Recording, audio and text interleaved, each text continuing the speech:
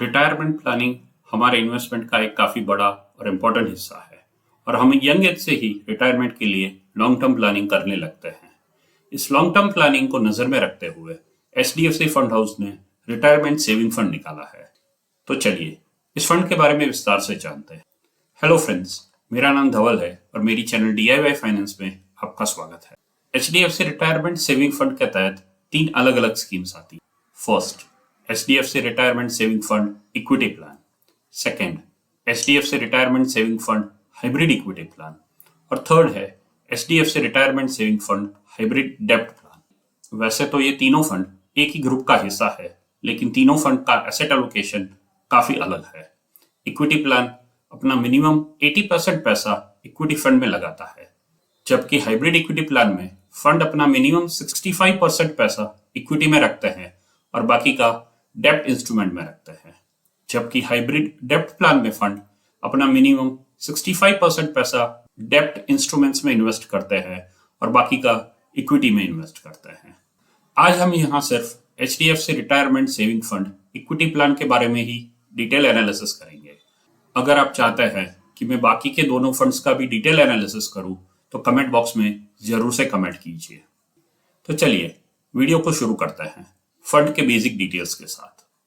First देखते हैं AUM।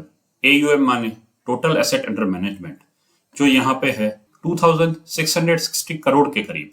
मुझे ये AUM थोड़ा कम लगता है क्योंकि ये फंड 2016 में लॉन्च हुआ था और ये HDFC जैसे बड़े और नामी फंड हाउस को बिलोंग करता है। एक और बात मैं यहाँ फंड कैटेगरी के बारे में बताना चाहूंगा कि ये सभी फंड्स 5 साल के लॉक इन के साथ आते हैं। अब देखते हैं एक्सपेंस रेशियो, जो यहाँ पे है 0.81%, जो अपने कैटेगरी के फंड्स के मुकाबले थोड़ा ज्यादा लगता है। बेंचमार्क इंडेक्स यानी जिस रेफरेंस के साथ स्कीम को कंपेयर किया जाता है वो है निफ्टी 500 TRI। तो अब सेक्टर वाइज एलोकेशन देखते हैं। ग्राफ को देखने से पता चलता है कि फंड का इन्वेस्टमेंट फाइनेंशियल सेक्टर में सबसे ज्यादा 22% के करीब है, जबकि कैपिटल गुड्स और सर्विसेज में करीब 9% है और कंज्यूमर स्टेपल्स में करीब 7% है। और जब हम इस फंड का सेक्टर एलोकेशन अपने बेंचमार्क से कंपेयर करते हैं तो वो काफी अलग है। तो अब देखते हैं top holdings and portfolio allocation. HDFC bank, ICICI bank, axis bank और HDFC लिमिटेड फाइनेंशियल सेक्टर्स के मेन स्टॉक्स है, जबकि इन्फोसिस टेक्नोलॉजी सेक्टर का मेन स्टॉक है और रिलायंस एनर्जी सेक्टर का मेन स्टॉक है।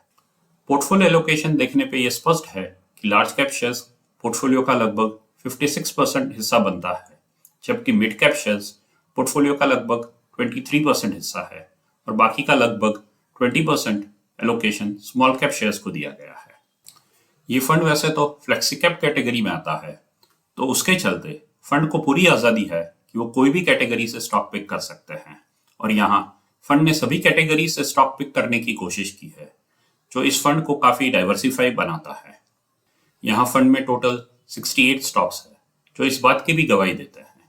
अगर आप देखें तो टॉप 10 स्टॉक्स पोर्टफोलियो का 34% हिस्सा है, जबकि टॉप 3 सेक्टर्स पोर्टफोलियो का 40% हिस्सा है। ये सभी फिगर से पता चलता है कि फंड काफी डाइवर्सिफाइड है और आमतौर पे देखा गया है कि डाइवर्सिफाइड पोर्टफोलियो लॉन्ग रन में काफी अच्छे रिटर्न्स देते हैं। तो अब देखते हैं फंड मैनेजर्स के बारे में। मिस्टर शोभित मेहत्रो फरवरी 2016 मतलब कि फंड की शुरुआत से ही इस फंड के फंड मैनेजर है और इतने सालों से फंड को अच्छी तरह मैनेज कर रहे हैं। मिस्टर शोभित मेहत्रो को मिस्टर श्रीनिवासन रामामूर्ति ने दिसंबर 2021 में ज्वाइन किया है। हम आशा करते हैं कि ये दोनों फंड मैनेजर्स आगे भी इसी तरह फंड को मैनेज करते रहेंगे। इस तरह एक ही स्कीम से लंबे वक्त तक फंड मैनेजर का जुड़े रहना फंड के लिए काफी फायदेमंद है। तो अब चलिए देखते हैं ट्रेलिंग रिटर्न्स और इसको बेंचमार्क और कैटेगरी के साथ कंपेयर करते हैं।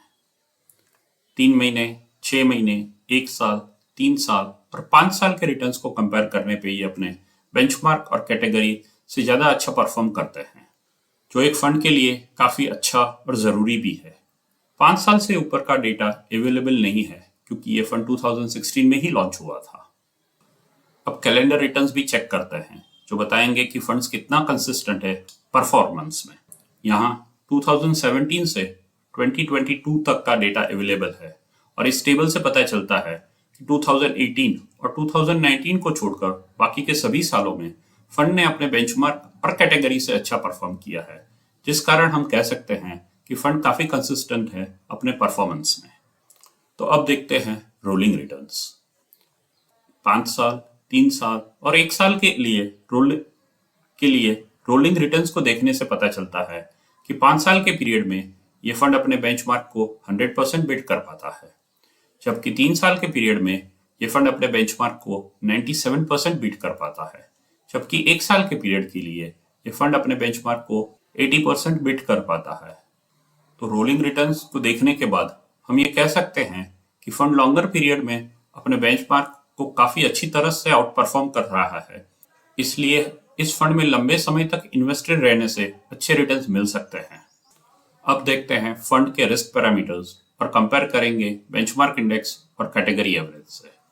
फर्स्ट, मीन रिटर्न यानी एवरेज रिटर्न, जो यहाँ पे है 23.18 और ये अपने बेंचमार्क और कैटेगरी दोनों से ज्यादा है। यहाँ जितनी ज्यादा वैल्यू उतना ज्यादा अच्छा रहता है। सेकंड, स्टैंडर्ड डेविएशन यानी कि रिटर्न्स अपने मीन रिटर्न से कितना ऊपर या नीचे गए हैं।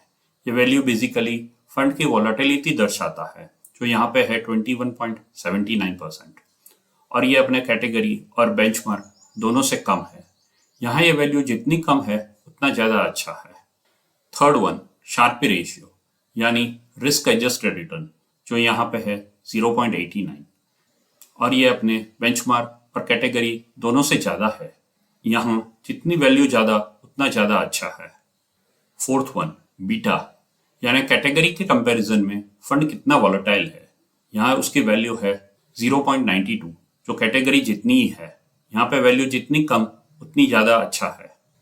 फिफ्थ वन, अल्फा यानी कि ये मेजर जो बताता है फंड ने अपने कैटेगरी के मुकाबले कितना ज्यादा बेहतर परफॉर्म किया है। यहाँ पे वैल्यू है 6.26, जो कैटेगरी से ज्यादा है। यहाँ वैल्यू जितनी ज्यादा उतना ज्यादा अच्छा है। इस डेटा को देखने से हमें पता चलता है कि फंड अपनी कैटेगरी और इंडेक्स से ज्यादा अच्छा परफॉर्म करता है। और अब तक के डेटा को देखने के बाद मुझे तो ये फंड अच्छा लगता है। आपको क्या लगता है? अगर आपको ये वीडियो भी अच्छी लग रही है तो वीडियो को लाइक और शेयर जरूर करें, और अभी तक आपने मेरी चैनल को सब्सक्राइब नहीं किया है तो सब्सक्राइब भी जरूर करें। आपके लाइक और शेयर करने से हमें काफी मोटिवेशन मिलता है और ये वीडियो ज्यादा लोगों तक पहुंचती है। तो अब देखते हैं इन्वेस्टर्स को क्या करना चाहिए। First, existing investors. वैसे तो ये फंड का परफॉर्मेंस अच्छा है और अगर आप इन्वेस्टेड है तो इन्वेस्टेड रह सकते हैं। यहाँ पे एक ही बात मुझे खटकती है और वो है 5 इयर्स का लॉक इन। वैसे तो हम रिटायरमेंट प्लानिंग के लिए लॉन्ग टर्म ही इन्वेस्ट करते हैं, लेकिन 5 साल का लॉक इन काफी लंबा समय होता है और इस बीच अगर फंड का परफॉर्मेंस पुअर हो जाता है तो हम इस फंड से एग्जिट नहीं कर सकते हैं। इसी कारण मुझे लगता है कि ये फंड का अच्छा परफॉर्मेंस के बावजूद इसका AUM काफी कम है। आपको क्या लगता है?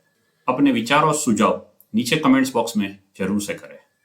सेकंड, नए इन्वेस्टर्स जो इन्वेस्टमेंट शुरू करना चाहते हैं उसके लिए मैं कहूंगा कि अगर आप ऐसे इन्वेस्टर हो जो अपने इन्वेस्टमेंट को रेगुलरली ट्रैक नहीं कर पाते हो और आपको एक बार इन्वेस्ट करके लंबे समय तक भूल जाना है, तो अवश्य आप इस फंड में इन्वेस्ट कर सकते हैं। लेकिन अगर आप एक एक्टिव इन्वेस्टर हो तो मार्केट में काफी अदर ऑप्शंस है अपने इक्विटी इन्वेस्टमेंट से अच्छे रिटर्न्स पाने के लिए। ये मेरा पर्सनल ओपिनियन है। आपको क्या लगता है कि आप इस फंड में इन्वेस्ट करना पसंद करेंगे? अपना ओपिनियन कमेंट बॉक्स में जरूर शेयर करें। मैं यहाँ बताना चाहूंगा कि मेरे पोर्टफोलियो में HDFC retirement saving fund equity plan नहीं है और आने वाले समय में भी इसे अपने पोर्टफोलियो में शामिल करने का कोई प्लान नहीं है। मेरे पुराने वीडियोस को देखने के लिए अटैच कार्ड्स को क्लिक करें। Thank you.